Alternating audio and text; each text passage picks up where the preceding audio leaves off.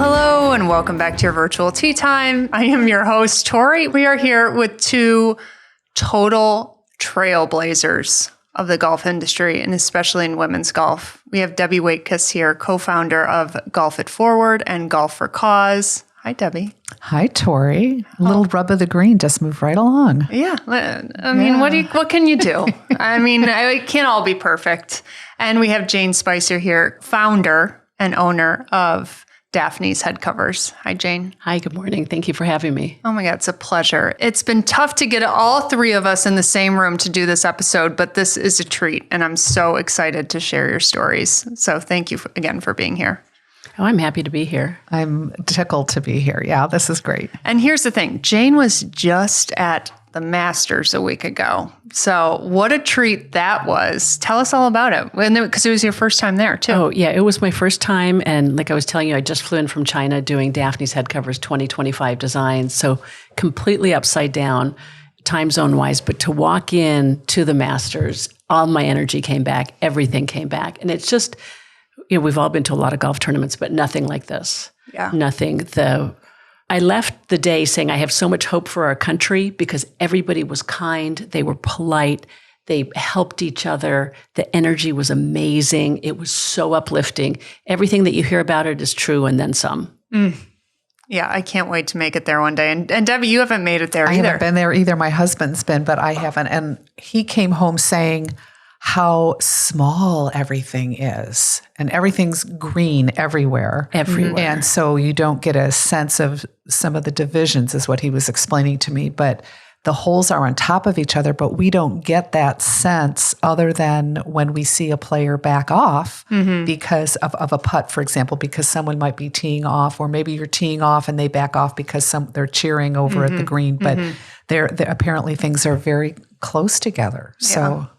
And I was surprised how hilly it is. I had to walk every single hole, of course. Yeah. And then some. Did you count your steps? Yeah, I was like, I think it was 15,000 or something. What a workout. Wow. Yeah. It was great. And that was even stopping for lunch. So, and of course I had to have we had the pimento sandwich, the egg salad, and the peach ice cream sandwich. And I couldn't eat all of them. So we tore them all up and ate them in pieces, passing them around. So weird food combination, but it was so good. Yeah. Yeah. Okay. So if let's say you're going again next year, what would you do differently? It was such an incredibly perfect day. I was a guest there. I didn't know about the Berkman's passes, and that's what we had. We walked in, and I said to the group, because I was the only person in golf that was there, I said, if I get chills or teary, don't let them take me away. With Tiger's wins at the Masters, it's been personally life-changing and professionally for me. So a lot has happened here. So we walk in, and somebody says, "Welcome to the Masters." And I'm teary, and I have chills. And then I hear my friend say, "Good morning, Peyton. How are you?" And she's standing there shaking hands with Peyton Manning in his green jacket. I would have died. Stop. I was so close to it. I thought about diving in an azalea bush, like I'm going down now, because I had chills. But I had to say something and get it together. So a couple deep breaths, and I said, "Good morning, Peyton." And he held both my hands. "How are you? Welcome to the Masters." And it just went from there, Tori. It was so good. So I wouldn't change anything. It was a perfect day. Just more, please. Yeah, more, please. I'd like to do it again and again and again. Jane, I don't think you know how, Peyton Manning is everything to me. My golf ball has 18 on it because of Peyton Manning. Yeah. So the fact that you just randomly brought up that story, unreal. Why is he so important to you? I just watched him from the beginning, and I just think everything, his work ethic and how he carries himself. He's just my favorite player, favorite football player and athlete. I would say he's my favorite athlete. Well, I had to really step up because my partner, same thing. Peyton is her guy. Yeah. So I was like, I can't collapse in the azalea bush. No. I have to step up and I have to savor that moment and I've got to be there. Same thing. Yeah. So maybe I did it in spirit for both of you. Yeah. But I did keep it together and we had a nice conversation and he was lovely. Yeah. Just an absolute gentleman and smiley and nice and really super. The fact that you brought up Tiger being, that was a business changing event because he has one of your head covers. Well, Frank, his Tiger is is my design. It's Daphne's Headcovers. That's crazy. Yeah. So let's segue right into your story and Daphne's Headcovers, because I find it an amazing story where you started at 16 years old. Mm-hmm. Yeah. Tell us how this happened. Well, I started my first company when I was 10. I asked my mom, Daphne, our company's namesake, for a sailboat. And she said, think of a business and earn it yourself. So what, you asked her for a sailboat? Yeah. Like you wanted a sailboat? I wanted a sailboat. Okay. All right. Like I wanted a pony. Like, yeah, exactly. wanted a sailboat. And we were a nautical family. She was Yeah. from England, even though we lived in the desert then. And so I started making stuffed toys with her help, designing, cutting, sewing. I'd make enough to fill a garbage bag. Then I'd carry that over my shoulder and go up and down the street and sell it to neighbors. At 10 years old? At 10. And when I made enough money, then I bought a little 11-foot sailboat and thought, gosh, this is great. I like making my own money. The toys morphed into puppets. And so I could go to arts and crafts shows and sell. You could demonstrate puppets and get people to come to you more than you could a stuffed toy. And soon I was selling so many, my mom would take me with a sailboat and I'd take the mast and the boom out and stuff the boat with the puppets because I didn't drive. So she'd park the little boat in the back and then there'd be my stand. And that was where my inventory came out of and I'd sell. And somebody came up and said, you should make these into golf club covers. And first we thought it was a silly idea. And then my mom bribed me. I was almost 16. And she said, well, I tell you what, if you make and sell enough of these, I'll buy you a car. Well, I was in. I wanted a car. Well, how were you tied with golf at the time? Not at all. Didn't golf. Your family wasn't golfers? No. Like this was just a random, we should put this on a golf club. So we did a little research and tried to figure out what it was, went to the Goodwill, bought some golf clubs. I made a birdie, an eagle, and a bogey because I knew that was something in golf. I knew a bogey was bad. Yeah. So I made it kind of scary and, really no knowledge. Went to the Goodwill and bought a patent leather hat box because I thought golf was fancy, so I should have a fancy sample case. Yeah. And made enough samples to fit in that hat box, kind of like a fisherman only keeps the frying pan that holds the size of their fish, or the fish, that holds the frying pan. So I made enough for that, and I talked my way into the Arizona Biltmore here and walked in, and there were a bunch of pictures on the wall, director of golf assistant, and the highest picture was the director of golf, and his name was Pete. So I said, hi, I'm here to see Pete. And they said later they thought I was, somebody's kid or his or something. So because again, this is you're 16 years old at the time. Yeah, almost 16. So my mom had to drop me off. So, and I went in and I gave him my sales pitch, and we're still good friends. And this was Pete Robloth at the Arizona Biltmore. And he said, I'm going to tell you 3 things. 1, that was the worst sales pitch I've ever heard in my life. 2, your head covers are great and I'm going to buy them. And 3, I'm going to give you some sales pointers and send you to 2 of my colleagues so you can grow your business. How nice is that? Yeah. I mean, I'll forever be in his debt. And, and he's guided me throughout the years. He's the one who made me start playing golf, which I appreciate too. And now we've grown. So this year was our 46th year in business. We're global. We're in over 75 countries. We had our best March that we've ever had in business, continuing to grow. And the 3rd generation, my son just was in China with me doing the designs for 2025. 2025. Yeah. Okay, so let's back up. That's incredible. But let's back up. I want to hear more about, because the first thing that came to mind that I was really curious about was, I feel like you're the only person out there doing animal head covers. There's no one else doing them. Like, you are the animal head cover company. Well, we certainly are the originator of it, and people come and go. They pop in and out, whether they're copying our designs and to put my intellectual property attorney's kids through private school, or they're doing different things. So they come in, I think they see it's a vibrant, fun business and that we're all over the world, and then they see how hard it is to do it well, So people pop in and out of it. But yeah, we are the originator, and just had one of our biggest customers in town at our headquarters this week who said we're their best-selling head cover, across the country. So, which I'm thrilled, absolutely thrilled about. Yeah. Okay, so tell me, remind me again, what were the first designs? Eagle, birdie and a bogey. And a bogey. Yeah. Okay, so then how'd you expand out? Like, what were some of the other first designs that you did? A koala. Because that way I had a koala puppet, so then I morphed that. And then we've just listened. So, our customers are very, very vocal. So, and we still use the same format, which is really scientific. We write down the names of any suggestions customers have and put tally marks by them. And at the end of the year, we sit there and say, okay, who wanted what? Yeah. And then the design team goes to work and we see what we can create. But every design every year is a result of listening to our customers. So they've just morphed over the years. That's fantastic. And do designs come and stay, or do designs come and go? Like if, I don't know. Yeah, both. Does a parrot not do well and you take it out for a couple years and replace it? Or Sure. Yeah, it can be, they can rotate depending on popularity. Everything that's on Daphne's line each year is the most popular. And if it isn't as popular, it goes into limited quantity until it's gone. But then we'll have epiphanies, or we'll have new fabric, or we'll have something where we'll go, to use your example, we're going to bring the parrot back and we'll make it better. Or we've got better fabric or a better design idea. Yeah. So there's new things coming in all the time. There's like a schnauzer. I put it on the line because it was my best friend's dog. And it sold like crazy, and then it just didn't sell. So I took it off the line. And then several years ago, it was in the top of the AKC. And all of a sudden, it started to sell again. Yeah. It's back. Exactly. So it's back, but it's better. Because now I knew her schnauzers very well. So I knew details of more of the eyebrows and more of the different things. So then a new improved. So they're constantly evolving. Yeah. I mean, I got to imagine they last forever. I've had my donkey forever. So I can imagine they buy them and they keep them for so long that they don't have to buy a new one or whatever. Because I'm very particular about my head covers. Are you the same way, Debbie? A little bit. They have a feeling to me. Yeah. So like I have the unicorn. I have Perry.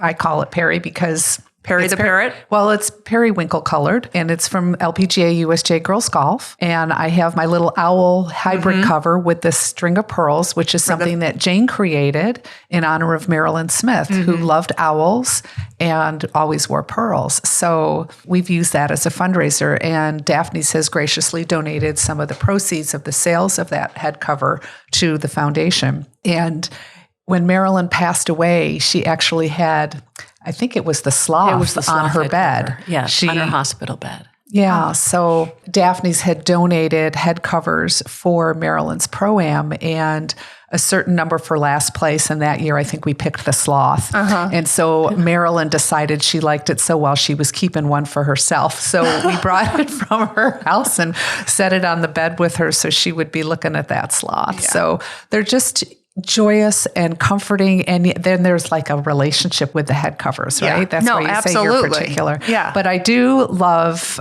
Jane's story about Frank. So can you share that? Yeah. Yeah, absolutely. There's been some nice things written about my brilliant marketing ability to get your brilliance. Well, yes. But really and truly, I was just super lucky. Ms. Woods was buying the Tiger from Big Canyon Country Club in Newport Beach.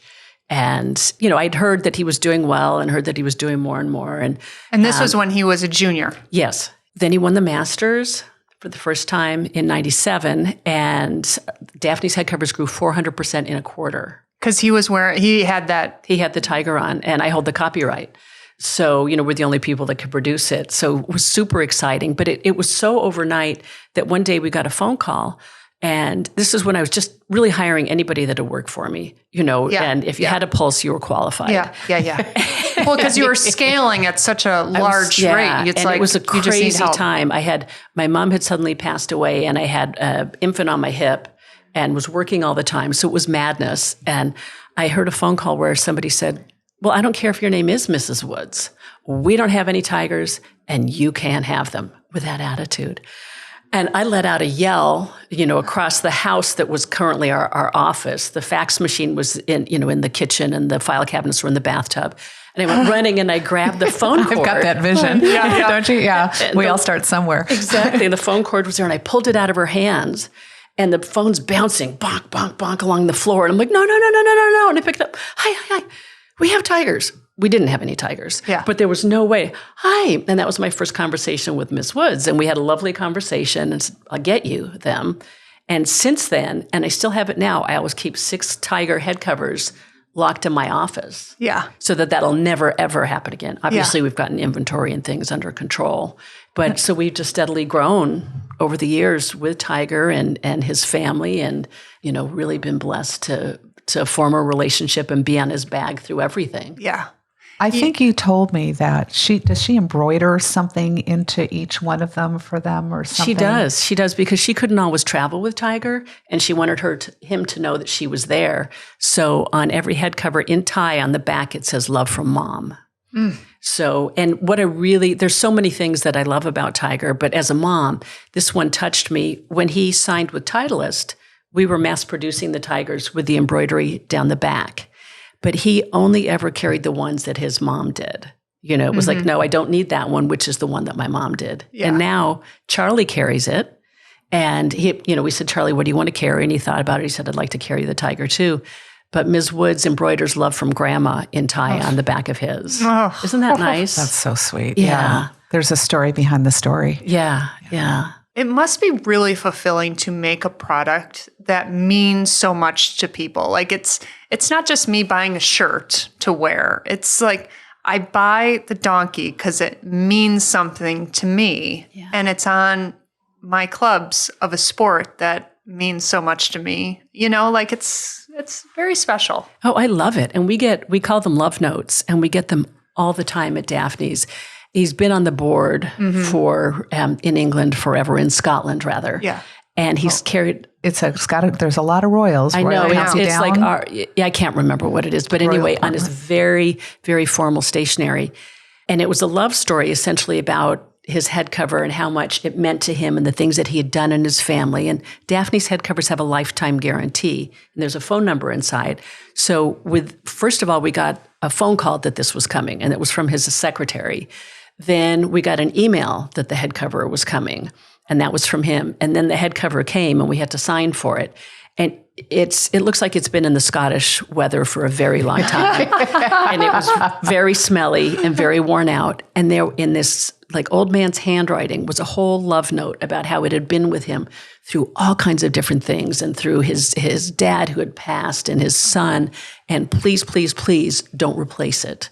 Could we repair it? This is what it meant. Mm-hmm. And royal and ancient. Yeah. Oh, yes. There we go. I knew it would come to me.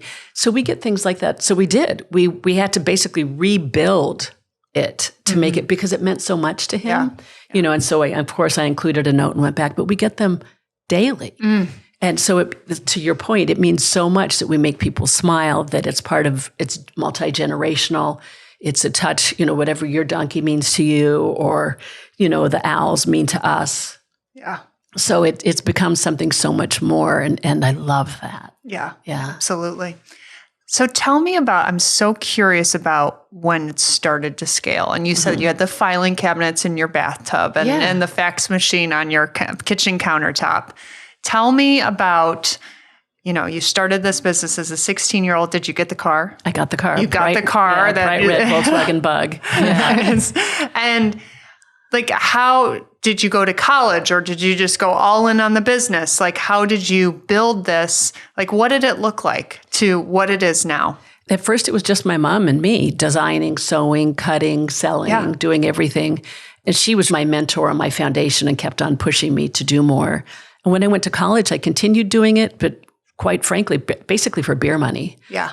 So when I was broke, I'd make and sell some more, and that was the pattern. And I got out of school and I got a real job, and nobody worked. And for me, a turning point was I went to work one Monday, and we were working at a pretty cool place. And I said, "How is everybody?" And somebody went, "Oh, I'm fine for a Monday." And I said, "Well, I don't get it. It's Monday. We work in this cool place. We have a week to kill it. This is amazing." In my normal Jane energy. Yeah. And they were looking at me like, there's something wrong with you. And none of them had the energy. Nobody cared. Mm-hmm. So at lunch, I called my mom and I said, "I don't fit here. This is not okay." So I went home and I sold my car, and I bought a cargo van, and I went on the road for 6 years. And I was selling puppets at great big arts and craft shows like Half Moon Bay Pumpkin Festival, where 500,000 people come for the weekend, and in Snowmass in Austin. So that's where I was getting the cash to develop the business. And then I would clean up after Was that your vision? That you were getting cash for the business versus just doing Well, it was sales? Both. It was how do I keep moving more forward? Beer money? Mm-hmm. Yeah. I was past beer money there. Yeah. Okay. And was committed to building the company. And then I'd stop at golf courses along the way and get accounts. And after 6 years of living in really crummy hotels and being at the art shows, which was fabulous, because everybody leaves their inhibitions behind. So you learn how to negotiate, you learn how to talk to absolutely anybody. Yeah. You're fast with money. It's organizationally, where do you have to be? But after 6 years, I had enough business to come off the road, which was great. Mm-hmm. So, I did. And Well, 6 years is a long time. It was a long time. Especially to keep with it and stay on the road. So well, and I missed all my sorority sisters and best friends events because I was working every weekend. Yeah. So I was at none of their weddings or anything like that. And they were wearing pencil skirts and driving Jettas. And, I was in Birkenstocks, covered in fur, driving a cargo van. So it wasn't glamorous. It wasn't glamorous, but it was fun and it was interesting. And the goal was to I never have needed to be the biggest business. I've just wanted to be the best, really good quality, really good people, something that in my mind mattered. And it turned out that it was Headcovers, and that we were really doing some meaningful things. And so, we continued to grow. And then, of course, when Tiger won the Masters the first time, as I said, that was up 400% in a quarter. And what I've learned over the years is we all get opportunities, but it's what you do with them. Right. And so I worked around the clock to make that work. In the meantime, we moved to a bigger business, bigger building. My mom died suddenly, which was terrible, but this was great in that it just distracted me and I moved forward. I knew that's what she wanted me to do. Yeah. But my son slept on the factory floor. There was no time to go home, or anything. And so he had a Fred Flintstone's car that he'd drive around the factory as we just scaled and scaled in any way we could. I hired anybody that would sew. And, when he slept on the floor, that was 8 hours more to work at night. Yeah. So I bought an espresso machine and a carrot juicer, basically lived off espresso and carrot juice, just to keep things going. And, oh my God, that sounds like a tummy ache, Jane. Well, I think it might have been. And my best friend came to work one day and she said, "You're orange." And I said, "I'm not orange." And she's like, "You are orange. What are you doing?" And I said, "Well, this is kind of what works right now." She's like, "It really isn't working." It's not a good look on you. It wasn't a good look, no.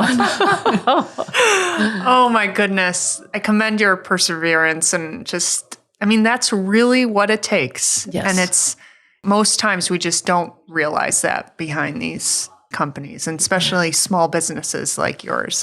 What a great story. Thank you. Well, I liken it to hiking. I'm a big hiker. Yeah. And it's some days I did a challenge for 2 years, I decided I was going to hike Piestewa Peak every day, no matter what.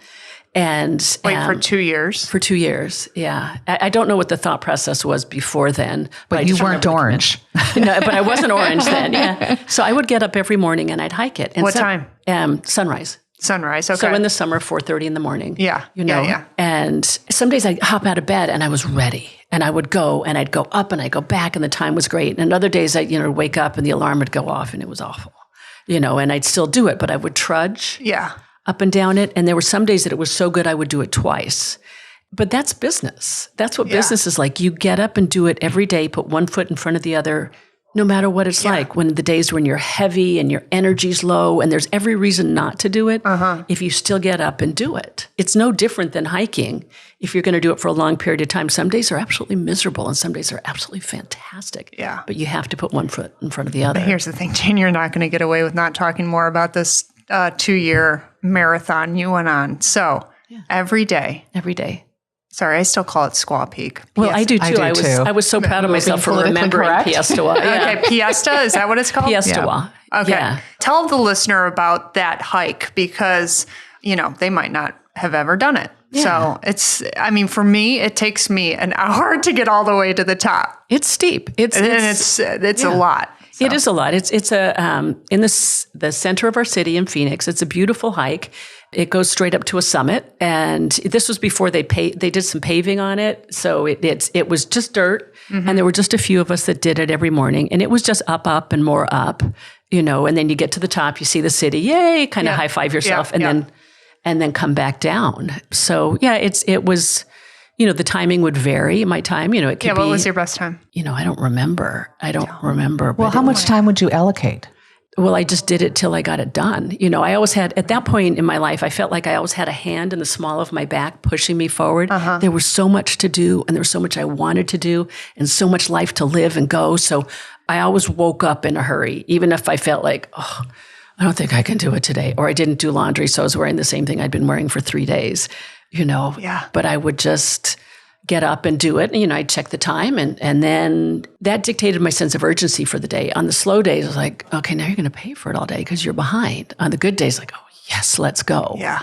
But yeah. God, I just love this energy. It's contagious, isn't it? It's very contagious, but Jane seems to me, and how I know you, well, joyous, disciplined, and integrity. And when you talk about the quality of your product and standing behind it, that's just through and through. And the work that we do together, the integrity shines through, or I don't think that we would have come together in that way either. No, I agree. Yeah. Yeah. Thank you. Thank you very much for that. Yeah.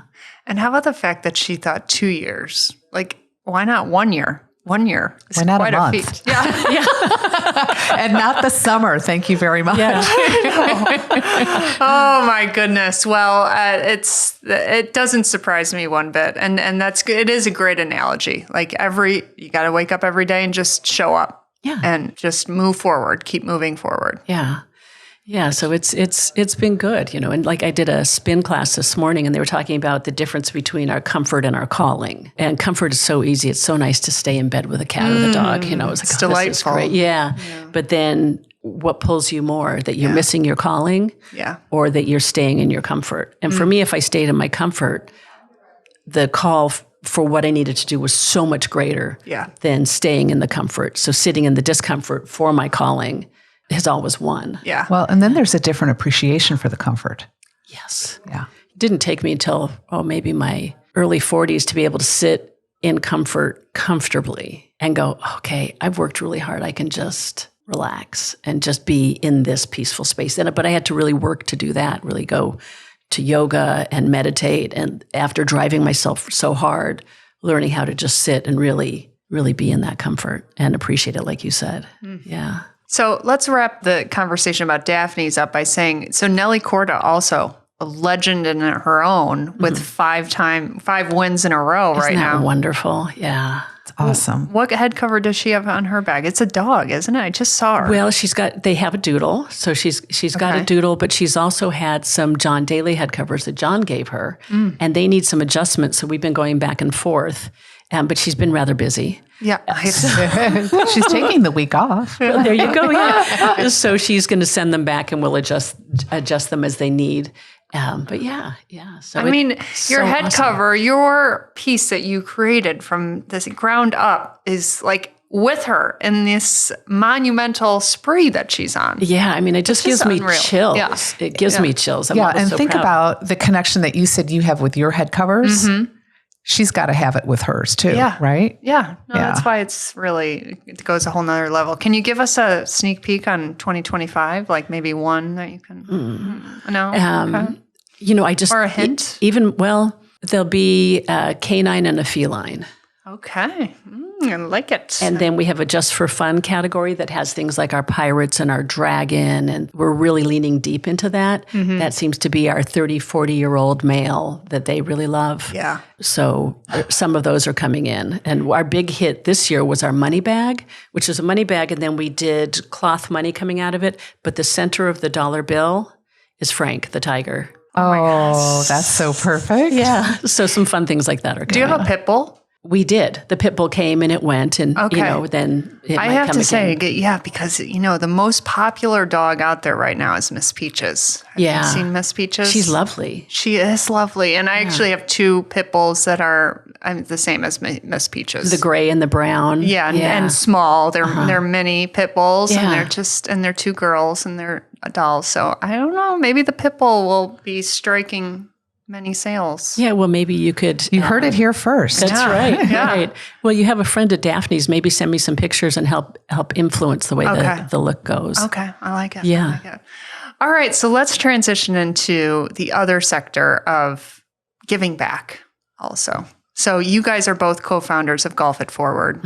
We are. And tell me about that. Tell me how it originated. And actually, you know what? First, Debbie, I would love it if you told the story of the 13 founders, because I don't think all the listeners realize how the LPGA came about and the story of the 13 founders. Well, there was another organization before the LPGA where there were about 4 or 5 women who'd gotten together, and the money kind of ran out and there wasn't that close-knit, cohesive group for longevity. And when the 13 ladies, actually, they never all got together. And you'll never see a photo of the 13 of them together. They signed the charter at different times. But there were people like Opal Hill, who was a great organizer and very well known for getting things done. And she never played on tour, but she was a founder. She was a little bit older when you think about someone like Marlene Hagee, who was 15 or 16 when she was a founder. And then you've got Opal on the other end of the spectrum, who was, I don't remember if she was in her late 30s or she might have even been 40 at the time. But they did what they could in order to make things happen. And a lot of the skill sets that you described, Jane, are the same things that they collectively did. And you've got to remember that this is in the late 1940s and 1950s is when it started. And so for women to begin with, to be entrepreneurial when that wasn't even a word, and to come together and actually create a tour and build it in such a way that it could be sustained is huge. Yeah. They all seem to take on different roles or passed the roles around as far as like who might be secretary or who would take care of calling the publications to say where they were and who won and things along those lines. It's really pretty amazing. And I also give a lot of credit to the parents. I like to go back to Leave It to Beaver, where you had June Cleaver and her role was to be at home and make sure everything was good for Ward when he got home from work. And her place was in the home raising the kids. And there she'd be in her pearls and her high heels and the apron. I mean, you can just see her baking her cookies and getting his drink ready for him. And these women weren't doing that. And that had to be socially inappropriate. Yeah. Right. And for the parents to have thick enough skin to say, hey, Tori, your daughter's doing this and that's not right. She should be home making babies and getting married. And so to stand up against some social norms.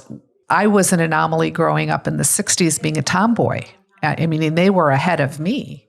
Right. So to really support and encourage. They didn't have phones,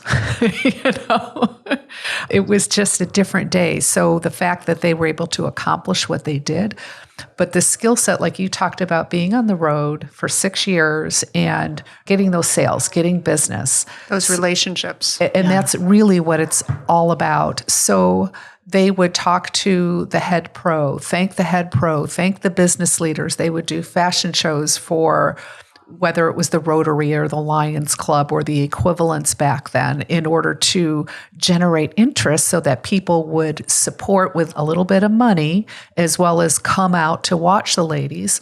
A lot of the golf courses where they played, it was the first time that course had ever been played. So they actually physically had to cut the holes. Some of the husbands actually would help, and the holes never changed because the ground was so hard that they couldn't cut a new hole. But the things that they did were pretty incredible. I got to be pretty close. I was very fortunate to have a relationship with Marilyn Smith, who lived here in Arizona for about 15 years, the last 15 years of her life. And I worked with her for 10 years. And she would tell a lot of stories about traveling with her dad. And if you can imagine the dad with the girl who liked to play golf and was good at it, and he was a salesman, so he was on the road, and so they'd go to places and play golf, and she'd be on his sales calls with him. So she noticed that he always left something with somebody. Would say, hey, Tori, tell me about your dogs. What are your dogs doing? He had notes on everybody so that he'd be able to follow up with those conversations and trigger and remember. And then he'd leave them something. So here, I have my Marilyn Smith. There you go, gift for you. Oh, thank you. Marilyn always gave people a pen for her Pro-Am. And you can buy a tea sign. It's only $250 is what she would say. Right. But here's the free pen regardless. Right. But she picked that up from her dad being on the road, that you always leave somebody with something. You thank them. You write them a letter afterwards. We like to say that Marilyn kept the post office in business. There were thank you letters for the thank you letters. And those were all traits that I firmly believe lent themselves well to them building the tour and making it last. Mm-hmm. And they'd come back, they'd want to be invited back the next year, right? Yeah. So I have an interesting story for you about Founders Cup here. And Tom Quinlan was the CEO of R.R. Donnelley when R.R. Donnelley sponsored the very first Founders Cup here in the Valley. And if you remember, The players came and played for no money. They got their Rolex points, but they didn't get any money. All the money went to LPGA USJ Girls Golf. There was a big push to get more girls into golf at that point. So it was a big risk. And I had lunch a few years ago when I was in New York with Tom Quinlan and talked to him about, why the heck did you do this? I mean, our Donnelly, they're like wholesale printers. So you and I we go to Kinko's or to FedEx or somewhere, for copies. We think Xerox, right? You don't think our Donnelly. I'd never even heard of our Donnelly myself before the tournament. And they'd never done anything that was consumer oriented. And in fact, they were so excited about getting to make commercials that would play, on Golf Channel during Founders Cup. And then I remember sitting at the 18th hospitality, watching them watch the commercials. They were so excited. It was kind of cute. But anyhow, I asked him why he did this. And he said, number one, they have a significantly large percentage of their staff and management that are women. And he felt it was really important to make a statement that was a little bit beyond that, to say, now we're telling the world how important women are for us as leaders. His COO is really good friends with Mike Wan. And so Mike basically twisted their arms and said, please come for lunch. And I believe it was a lunch. And so he brought along Marilyn. And here they are. Smart move. Very smart move. They're having this meal. And Marilyn stops and says, oh, Mr. Quinlan, I see that you're left-handed, just like Ben Hogan. And he's like, that was it. My name and Ben Hogan's name in the same sentence. She had me. And he said it was really fascinating to see how she really understood how to lift up people and make them feel important and valued, and that marketing drive, and it wasn't just a slapstick marketing, but it was at a core level of how to make a connection, because that's what we talked about before. Yeah. He was like, I couldn't say no. He was like, where do I sign at that point? So that was really, really important. And then, of course, they forged a beautiful relationship. She was very fond of him and vice versa. And I think by the time this podcast happens, we'll have had our annual Pro-Am, which is the 25th anniversary of her scholarship fund. And so Mr. Quinlan is coming out for the tournament because it's 25 years. And he's like, I wouldn't miss it for the world. So tell me then how the Marilyn Smith and Founders Legacy Foundation, also known as Golf It Forward, started. How did it influence both of you guys to get involved and co-found it? Tell me how that came to life.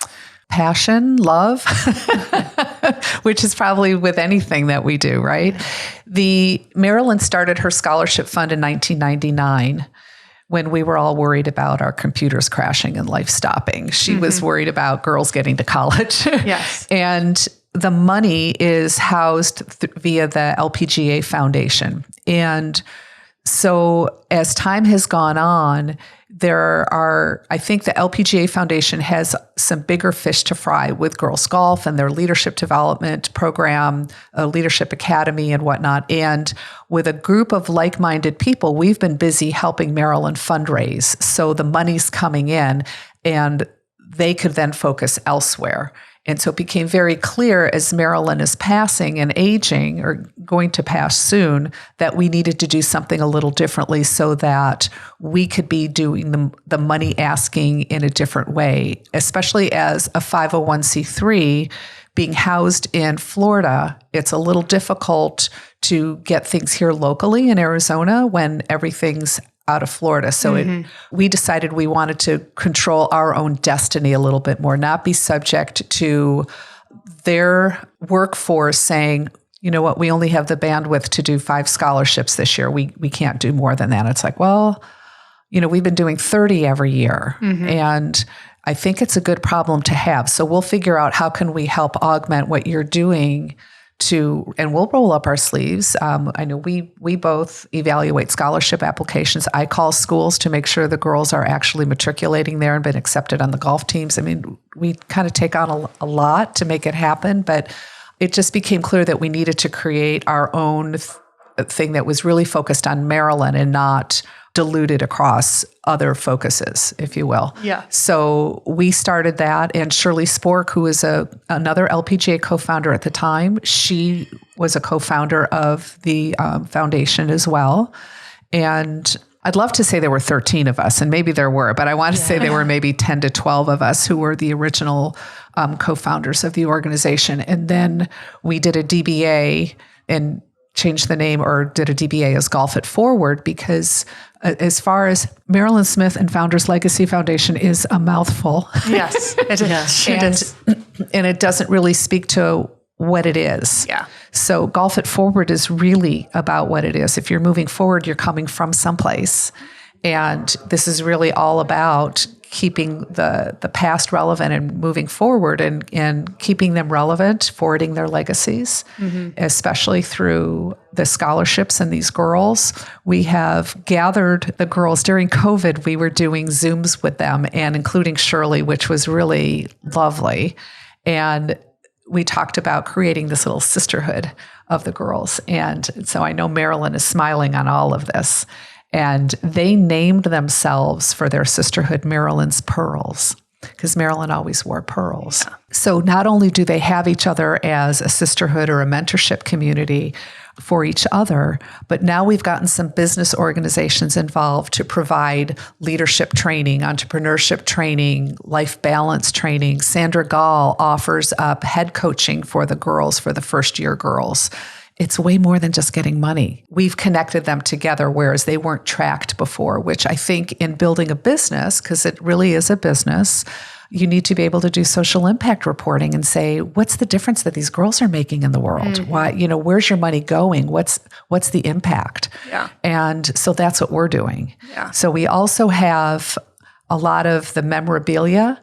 So we have an online museum now with a lot of the artifacts that we've been taking photos, getting the stories, and documenting. And Shirley had this vision that we needed, and I like to call it the Shirley Mobile, that would travel around to different places, and not necessarily to like the majors or to LPGA events, because those people are already drinking the Kool-Aid.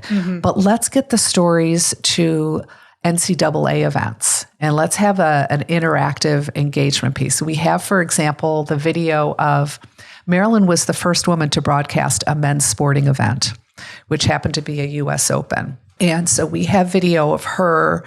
Well, it is the video of the tournament when you hear her voice. She was on the 13th hole, by the way, for that. Which is cool. Yeah, it's really cool. What our vision is in the vehicle is that you could have a play that you're seeing, and Tori, you get to call the play, right? So just how she got to call the play, so you get to call the play. And then we have her jackets from ABC that she wore, and we're very dear to her. So we've got a lot of different artifacts that we're curating and trying to educate others with those items. Yeah. But at the heart of Golf It Forward is raising funds for these girls' golf scholarships. Correct. And correct. Yeah. Absolutely. Well, wasn't the story, and help me if I got it wrong, is that, Marilyn was a great golfer, and her dad went to the college coach and said, do you have some money for my daughter? The athletic director. And he said, I would if she was a male. Oh, yeah. I'm sorry, Mr. Smith, that your daughter's not your son. Yeah. So that was really the catalyst for how she felt that they needed to have opportunities, these girls. And, some of it, now we're in a day where there's more money available, especially if you're going to a D1 school and you're a pretty good golfer and you're wanted. Yeah. But a lot of these girls, golf isn't going to be their future, but it's having golf in your toolbox. It's getting to the school that you want to go to, not settling for someplace that you could have to go to, given that you're going to school. But also you get to go to school and you've got a community, you've got a sisterhood, you've got a mentor and a coach, you've got friends already.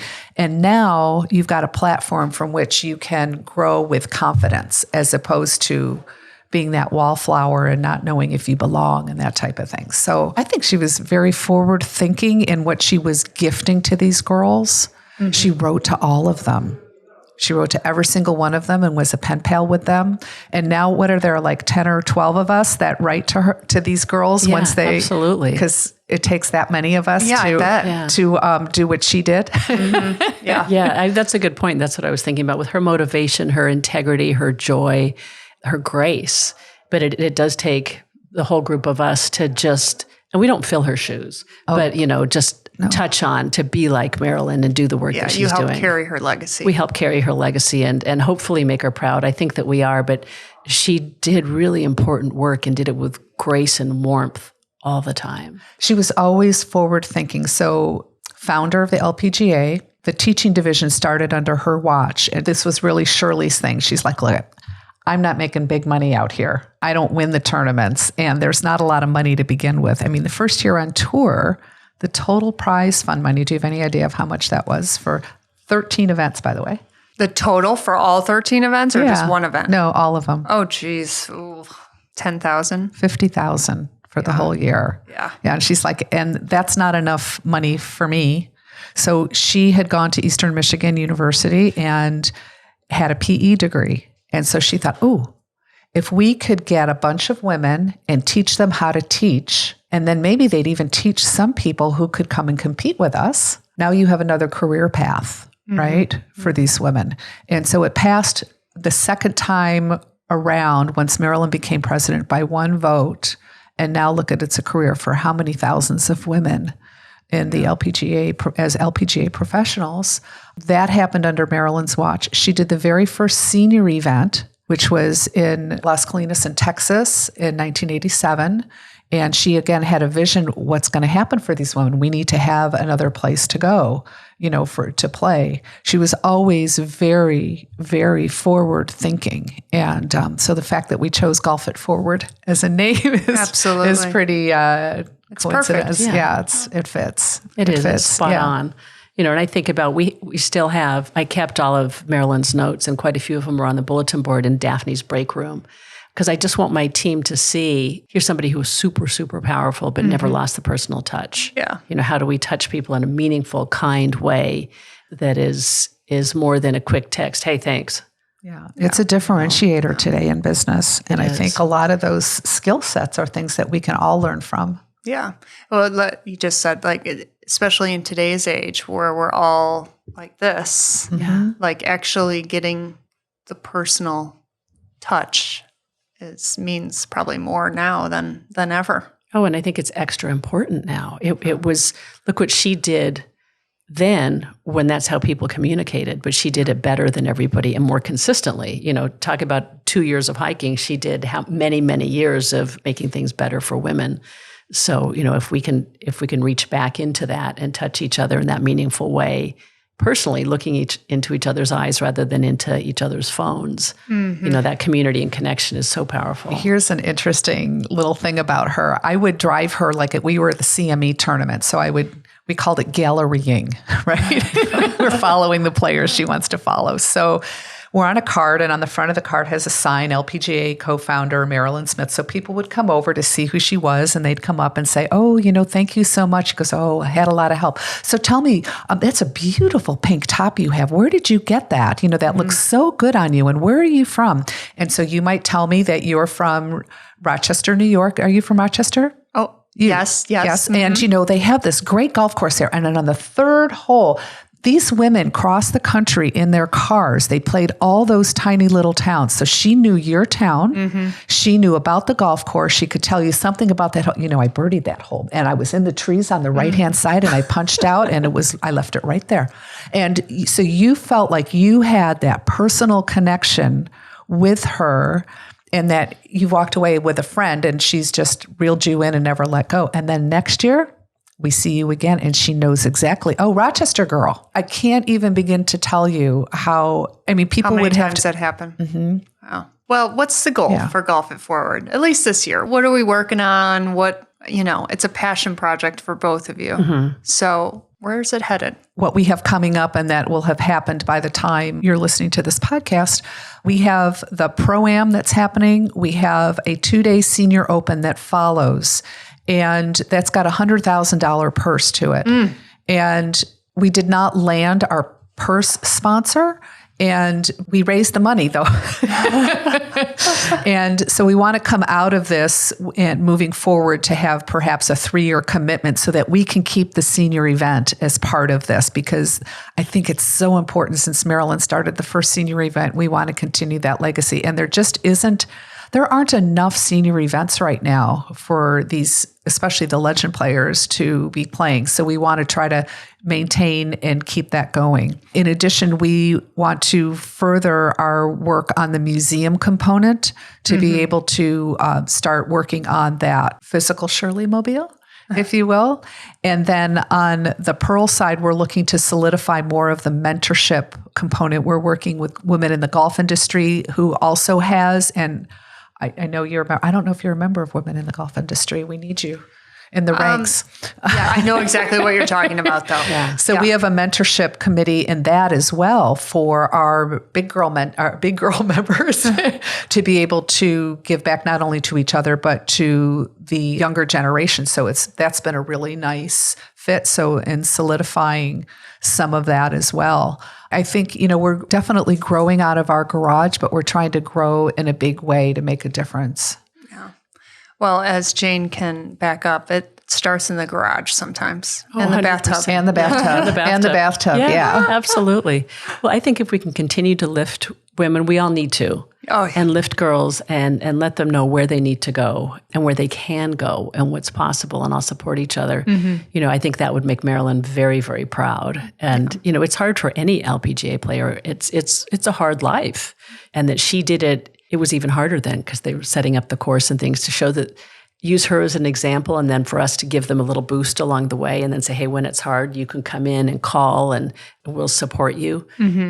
Just think of the generations that will build based on, Marilyn's vision. And that's exciting to me. I don't think that they saw it as hard, though. I think that they saw it as they were these adventurous girls, and let's see what we can do. Well, and that's the thing, right? It's the adventurers that don't see it as hard, that don't take it on as this is hard.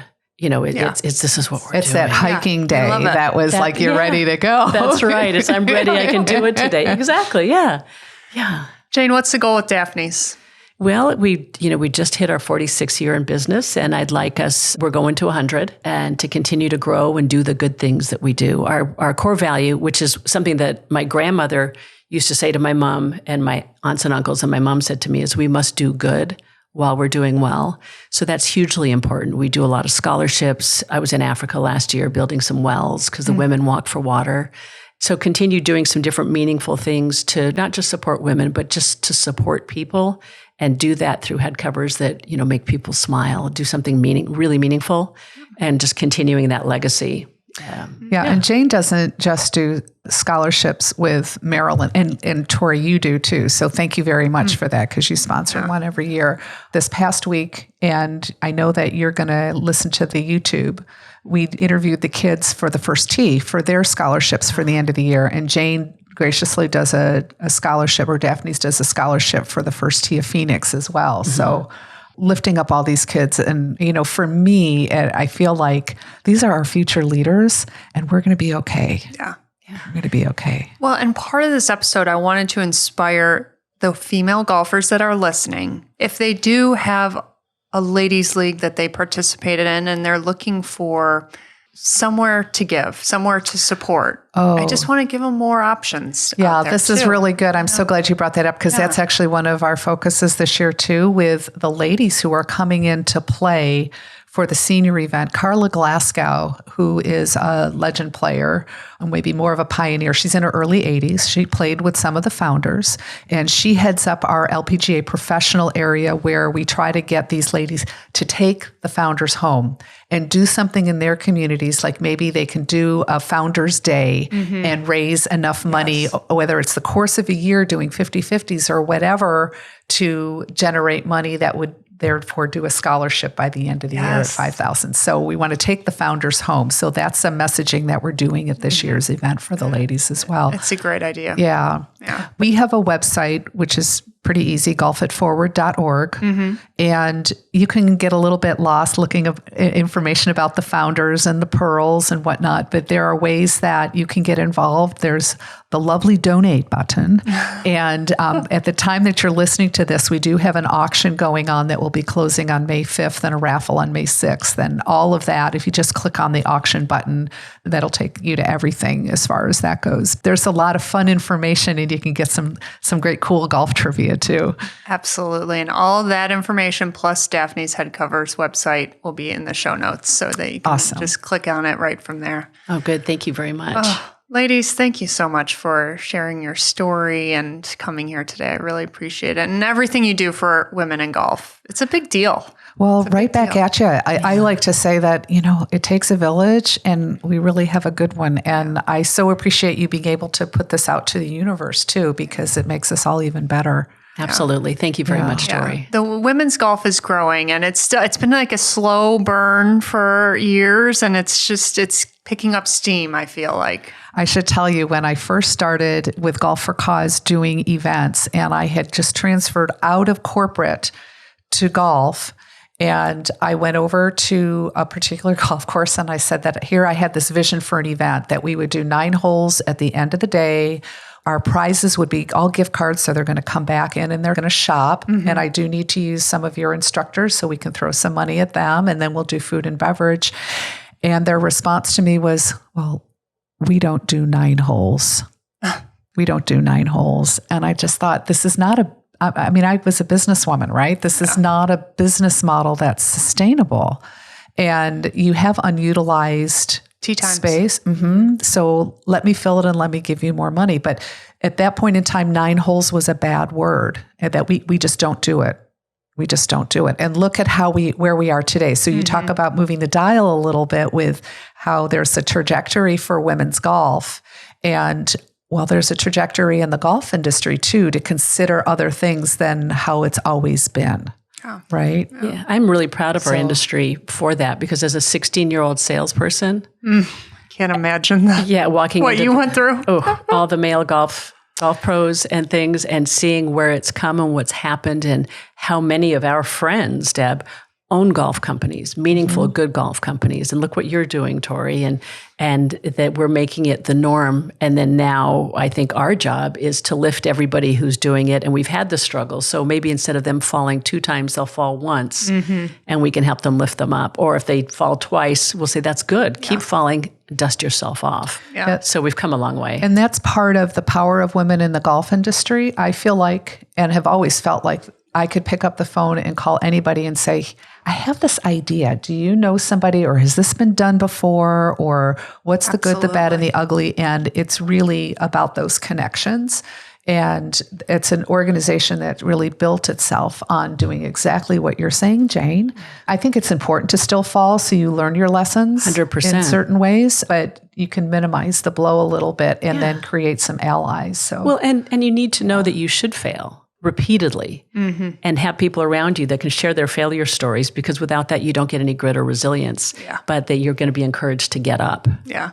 You don't learn a ton from the wins. You learn most of it from the losses. And you don't but get those the grit wins, they feel good. Oh, yeah. And they keep you going that up that. Keeps you going. Up that your makes squat peak. Yeah, exactly. That gives you more energy to move forward and grow. But it's the losses. And when hard things that happen, the next time it happens, I've thought, I've been through worse. And then it'll make me laugh. I'm like, that's a horrible thing to say when I'm going through something horrible. Oh, I've been through worse, so I can do this. But it isn't. It's wonderful. Yeah. Because I can handle this. Okay. Well, it's like a bad swing. If I just didn't follow through, I'm going to remember the next time to follow through. But when you do have that great hole that carries you, and it's learning how to learn from the bad one that you can just let go of, and how to let go of it. So it's, one of those golf life similes.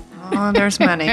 There is many. You think? Yeah. Oh, ladies, thank you for being on. And again, all the information on Golf It Forward and Daphne's is in the show notes. Thank you, ladies. Thank you so much, Thank Corey. you very much for having us.